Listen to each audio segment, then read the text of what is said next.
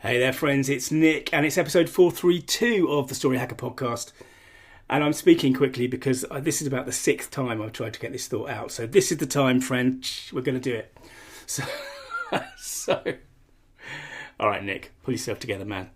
About 11 months ago, I managed to convince Wendy to let me try some solar Christmas lights, solar fairy lights out in the garden.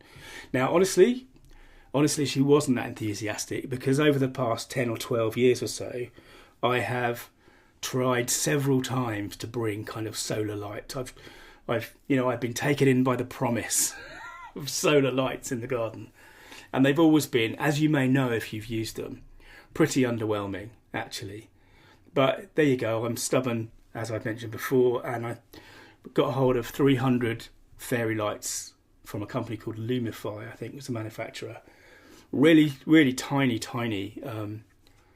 solar panel on the end of that. But also, interesting enough, you could top up the battery by USB, which I thought was interesting. Anyway, I put them out on the tree by the gate, and we sort of waited for darkness to fall with some sense of trepidation, I suppose. And in some ways, that trepidation was borne out. These are not bright lights.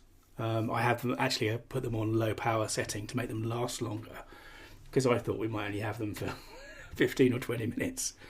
So they're not bright, they're not lighting up the world, but they are quite beautiful actually. And they did work, and the surprising thing to us was how well they worked. We've never topped the battery up again.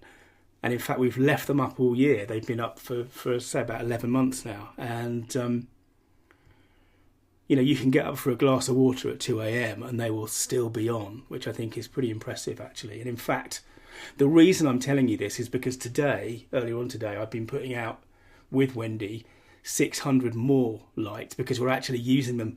We're using them a bit like you see the lights on the floor in aircraft, because round our way it's really dark. There's no street lights or anything. And if you get home after dark, from one side of the house, there's almost no light to guide you around the house. So we're using them sort of like that to hang them around the walls and the fences and stuff. And we'll see how they work. But the reason I'm telling you this is because as a culture, certainly as a business community, we are so stuck on the idea of the big win, something that really moves the dial, moves the needle, that we forget continuously the power of small, incremental, regular improvements. And this is what's been happening with solar.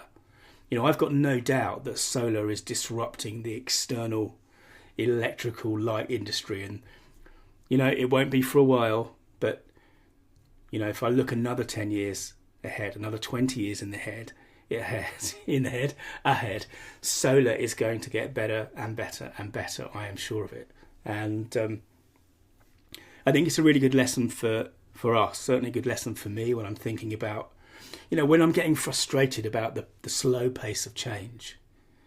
I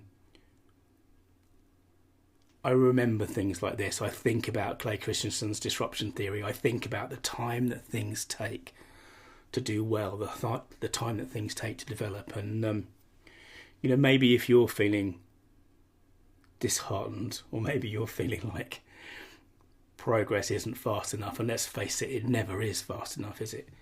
It's really worth remembering that sticking at it, making these incremental improvements, and letting time do its thing, letting your skills compound, your clients compound, your reputation compound over time.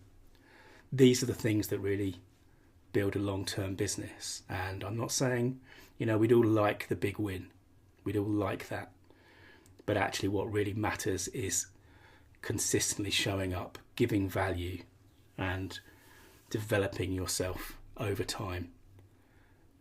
That way, your story will mean business. Thanks for listening.